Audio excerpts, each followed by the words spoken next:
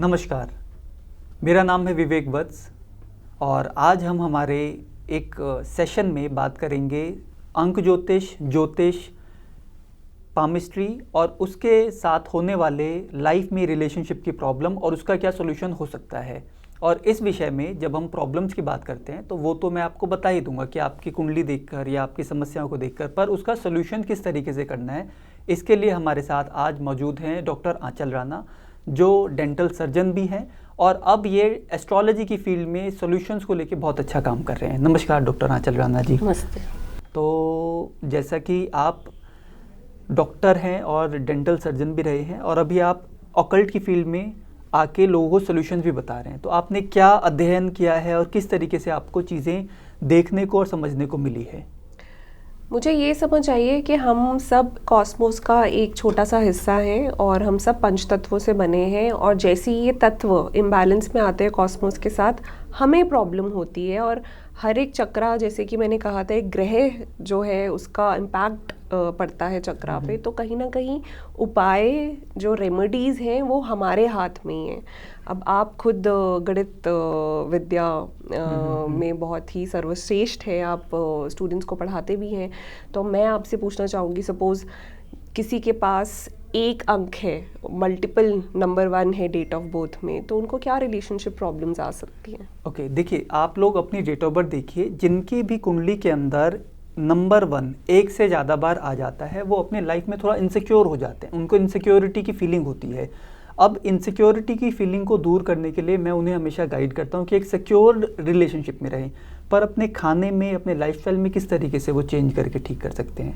देखो, जब सूर्य अगर मेलेफिक होता है या फिर किसी का अगर सूर्य खराब होता है तो बेस्ट वे होती है कि उनको सूर्य नमस्कार ज़रूर करना चाहिए। वो one of the best remedy है। या फिर सूर्य बेदी वो प्राणायाम करे, या अपने खान पान में कभी भी स्पाइसी चीज़ें ना लाएं, क्योंकि सूर्य और गर्मी देगा उनको, स्पाइसीनेस और गर्मी देगी, एजिटेशन करेगा, उनको गुस्सा ज़्यादा आएगा और इससे उनकी बाकी चीज़ें, कॉन्फिडेंस भी लो होएगा, एज अ रिजल्ट लड़ाई झगड़े और ज़्यादा होएंगे, ईगो प्रॉब्लम होएगी, और अगर सूर्य बहुत ज़्यादा ख़राब है तो रिश्ते बिल्कुल इम्बैलेंस। यानी कि वही एक नंबर का मतलब है सूर्य जी।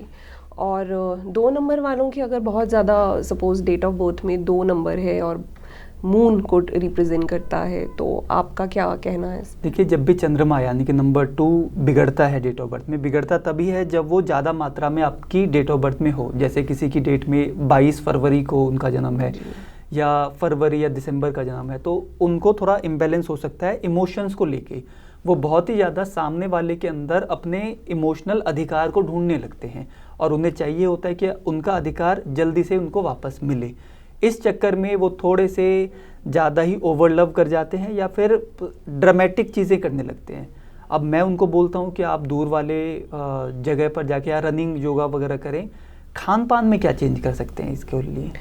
बेस्ट होता है मून की रेमेडी के लिए, इमोशंस अगर आपको बैलेंस में लाने हैं तो पहले तो अपनी एनर्जीज़ को आप चैनलाइज करें और सही टाइम पे रात को सोएं, क्योंकि अगर आप बहुत देर बाद सो रहे हैं तो आप अपना खुद का चंद्रमा और ख़राब कर रहे हैं। चंद्र बेदी आप प्राणायाम कर सकते हैं, चंद्र बेदी आप नमस्कार कर सकते हैं, चंद्र नमस्कार जिसको हम कहते हैं, मून सैल्यूटेशंस, आपको वो करना चाहिए। और खान में डेयरी प्रोडक्ट ज़रूर ऐड करें, ठीक है, थोड़ी कफ वर्धक चीज़ें खाएं और रात के समय दूध पी के ज़रूर सोएं।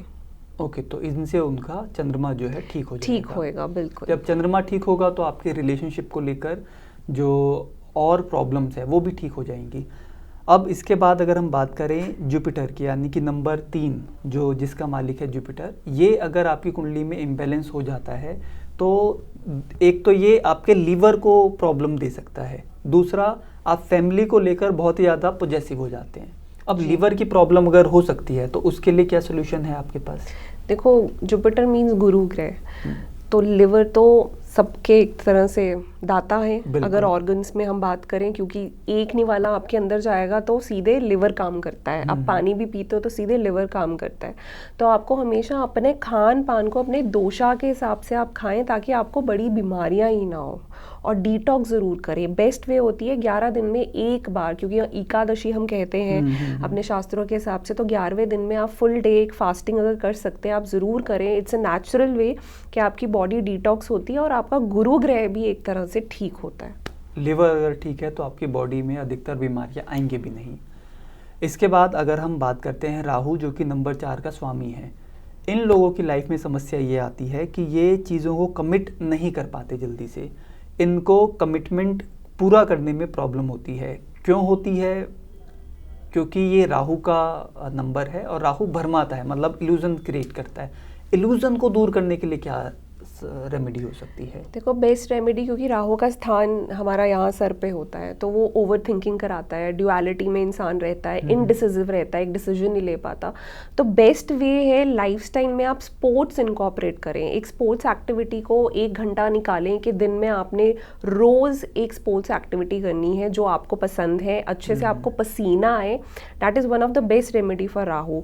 और साथ ही साथ ज़्यादा हल्की एयरी वेजिटेबल्स ना खाएं, क्योंकि राहु एयर एलिमेंट को भी डिपिक्ट करता है। तो आपको ग्रीन लीफी वेजिटेबल्स जो बहुत ज़्यादा हल्की हैं, या फिर रॉ चीज़ें बहुत ज़्यादा सैलेड्स, ये सब ना खाएं ओके अपने तो खान पान में। ये भी देखिए कि सैलेड भी अगर खाना है आपने तो आपके बॉडी की प्रकृति के हिसाब से खाना है। ऐसा ना हो कि आप सैलेड बहुत ज़्यादा खा लें, वही आपको नुकसान कर दे।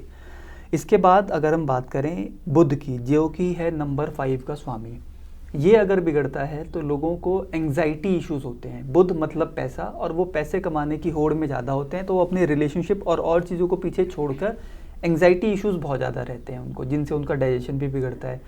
एंग्जाइटी के लिए मैं बोलता हूँ कि आप रनिंग थोड़ी सी बढ़ा दो। अब खान पान में क्या करना है? देखिए, बुध जो है ना, क्योंकि ये ड्युअलिटी के प्लैनेट हैं, वो अगर आप देखेंगे तो कन्या, लगन और मिथुन राशि वाले they are ruled by mercury.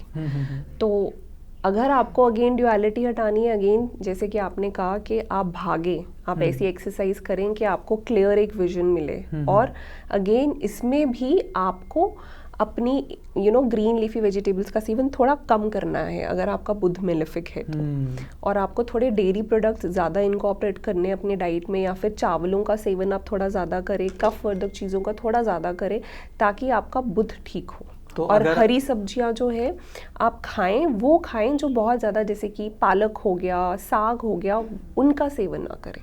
अब आपको समझ में आया कि आपने बुध को ठीक करने के लिए हमेशा ही हरी सब्जियों को खाना नहीं है। वो समझ के अपनी बॉडी के हिसाब से कि आपकी बॉडी का प्रकृति क्या है। कई बार दान करना होता है, कई बार खाना होता है, तो कब खाना है कब दान करना है उसके लिए डॉक्टर आंचल राणा समझाएंगे ही।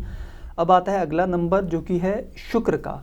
शुक्र प्रॉब्लम देता है आपको, आपकी बॉडी में अगर बढ़ जाता है तो एक तो ये रिलेशनशिप में झगड़े बहुत ज़्यादा देता है, और ये आपकी बॉडी में किडनी इश्यूज देता है, क्योंकि ये किडनी का मालिक है शुक्र, और रिलेशनशिप में झगड़े देता है, इरिटेशन, एलर्जी, ये सारी चीज़ें देता है। इसको ठीक करने के लिए मैं हमेशा बोलता हूँ कि आप अपने योग और प्राणायाम को इंक्लूड करें और शुक्र के बीज मंत्रों का जाप करें। आपके द्वारा हम किस तरीके से इसको ठीक कर सकते हैं? देखो, मंत्रास तो हमेशा ही बेस्ट होते हैं हर एक ग्रह के लिए। अगर आप मंत्र जाप या बीज मंत्र उनका जाप करेंगे तो it works as a best remedy, क्योंकि वो आपको एक तरह से अंदर के कोशास तक जाके आपके हायर कॉन्शियसनेस के साथ कनेक्ट करता है। जैसे कि सिंगर हाई नोट्स पे गाने गाता है तो आप देखेंगे ग्लास पेन्स हिलते हैं, वैसे ही मंत्रा काम करते हैं। शुक्र के लिए भी अगेन एयर एलिमेंट जो है उसके साथ एसोसिएटेड है, और वो आपके हार्ट चक्रा को रूल करता है, और आपके हार्ट और लंग्स पे भी अगर शुक्र खराब होगा तो वहाँ पे अफेक्ट डालेगा। तो आपको अगेन ज़्यादा मिर्च वाली चीज़ों का सेवन नहीं करना, ठीक है। दूध तो आप ज़रूर इनकॉर्पोरेट करें, और रात को जल्दी सोएं ताकि ओवर थिंकिंग ना हो। और चाय और कॉफ़ी का सेवन आपको कम करना है, क्योंकि अगेन एयर एलिमेंट कहीं ना कहीं आपके नर्वस सिस्टम को डिपिक्ट करता है, और वो हाइपर एक्टिव हो जाएगा। क्योंकि कॉफ़ी कहीं ना कहीं ओवर स्टिमुलेट करती है आपके नर्वस सिस्टम को, तो उसका आपको सेवन कम करना है। तो इससे झगड़े भी कम हो जाएंगे? फिर झगड़े नहीं कम होंगे, लेकिन आप समझोगे आपको एंजाइटी, आपका जो एयर एलिमेंट अंदर बिगड़ा हुआ है बिकॉज ऑफ मेलेफिक ज़्यादा शुक्र के बिगड़ने से, वो शांत होगा। अच्छा, चलिए, वो शांत होगा तो झगड़े भी ऑटोमेटिकली कम हो जाएंगे। इसके बाद आता है नंबर 7, जो जिसका मालिक है केतु। अगर ये बिगड़ता है आपकी कुंडली में, वैसे तो केतु बहुत ही अच्छा शुभ ग्रह माना जाता है, पर अगर ये बिगड़ा तो आपके रिलेशनशिप में इनस्टेबिलिटी आ जाती है, आप रिलेशनशिप में साथ नहीं रह पाते, आप मन से बिल्कुल डिटैच हो जाते हैं। इसके लिए मैंने हमेशा बोला है कि आप वो सारे काम करें जिसमें नित नए रिसर्च होते हो, ताकि आपका एक एलिमेंट सेटिस्फाई होता रहे और आप डिटैचमेंट वाले उसमें ना जाएं। अब इसको खान पान से कैसे ठीक कर सकते हैं? खान पान का यही होगा, क्योंकि केतु आपके क्राउन चक्रा को रूल करता है, तो क्राउन चक्रा कहीं ना कहीं आपके सेंट्रल नर्वस सिस्टम को पूरा रूल करता है। तो आपको अपने बॉडी टाइप के हिसाब से एक तो खान पान करना है, आप ज़्यादा सोचें ना, आपको प्रॉपर खाना खाना है। अपने लाइफस्टाइल को इस तरह से आपने करना है कि आप ट्रैवल करें तो समुद्र किनारों की तरफ करें, क्योंकि जिनके मल्टीपल केतु होता है, जितना वो समुद्र किनारे जाएंगे उतना ही उनको पीस मिलेगा, उतना ही वो एब्जॉर्ब करेंगे पॉजिटिविटी। और एजुकेशन की तरफ जाए, कोई नया कोर्स करे या फिर बुक्स रीड करे, क्योंकि कहीं ना कहीं अगर केतु मेलेफिक है तो उनका पीस ऑफ माइंड वो देगा और उनकी एनर्जीज अच्छे से चैनलाइज होंगी। ग्रेट। तो अब आते हैं हम लोग अगले नंबर पे, नंबर 8, जिसका मालिक है शनि। शनि ये समस्या देता है कि रिलेशनशिप में अगर कोई भी छोटी बात हो जाती है तो ये ज़िंदगी में कभी उसको भूलते ही नहीं है, माफ़ भी नहीं करते और भूलते भी नहीं है। इसके लिए मैं हमेशा इनको बोलता हूँ कि आप सही व्यक्ति के ऊपर भरोसा करें। अब भरोसा कैसे करेंगे तो बड़ा मुश्किल है। तो आपका बॉडी टाइप और आपका एलिमेंट जो आपकी बॉडी में पंच तत्व हैं, ये अगर सही रहेंगे तो आप सही व्यक्ति तक ऑटोमेटिकली पहुँच जाएंगे। एलिमेंट कैसे ठीक करने हैं इनको? अब जो हमारा थर्ड आई चक्रा है, वहाँ पे सारे पंच महाभूतास का सार है, तो शनि उसी को रूल करता है। तो आपको ऐसा खाना खाना है जो आपके सारे पंच तत्वों को बैलेंस करके चले। आपको अपनी प्रकृति का ज्ञान जरूर होना चाहिए। ग्रेट। तो अगर आपका शनि है और वो बिगड़ा हुआ है तो जरूर अपने पंच तत्वों को ठीक करें, क्योंकि शनि के 5 तत्व ठीक होना जरूरी है, तभी इनका रिलेशनशिप लंबे टाइम तक चलेगा। और शनि का रिलेशनशिप चलता भी बहुत लंबे टाइम तक है। इसके बाद हम आगे बढ़ेंगे नंबर 9 की तरफ, जिसका स्वामी है मंगल। मंगल अगर बिगड़ गया है तो आप लोगों को एक बात जान के हैरानी होगी, जो आप मांगलिक दोष की बात करते हैं ना, तो वो लग्न कुंडली में नहीं देखा जाता, वो देखा जाता है अंक कुंडली में, यानी कि नंबर 9 के ऊपर। अगर ये आपकी कुंडली में 1 से ज़्यादा बार है या आपकी डेट ऑफ बर्थ में, तो आपको मांगलिक दोष है। मांगलिक दोष मतलब वायलेंट चीज़ें, आपका नेचर वायलेंट हो जाएगा। अब वायलेंट नेचर को क्योर करने के लिए मैं हमेशा बोलता हूँ कि आप एक्सरसाइज करें, योग करें और बहुत ज़्यादा अपने शरीर को थकाएं। पर इसमें खाना क्या देना है, खाना पीना, वो यही बताएंगे। तो देखो, जब मंगल होता है ना, तब अंदर की गर्मी बहुत बड़ी होती है, ठीक है।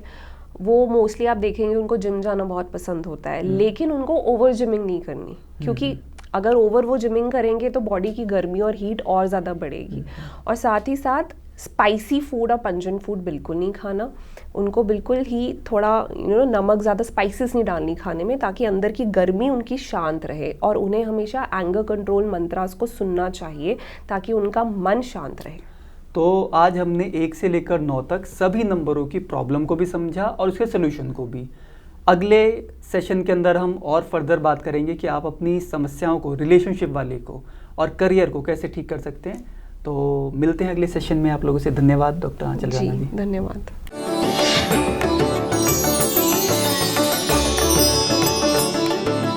आप हमारे संतवाणी चैनल को सब्सक्राइब करें, वीडियो को लाइक करें, शेयर करें।